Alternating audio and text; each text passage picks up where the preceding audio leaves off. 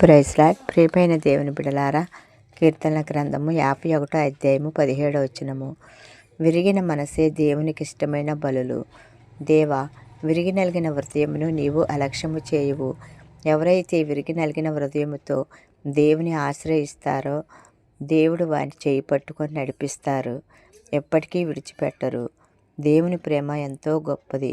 మనం శ్రమల్లో దేవునికి మొరపెట్టినప్పుడు దేవుడు తప్పకుండా వింటారు. నీవు నేను పడే శ్రమలను, వేదనను తప్పకుండా తీసివేస్తారు.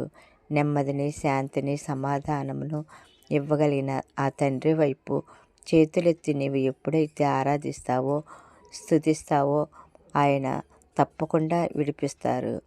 ఆయన యందు విశ్వాసముంచు, నిన్నెన్నడూ సిగ్గుపడనియ్యరు.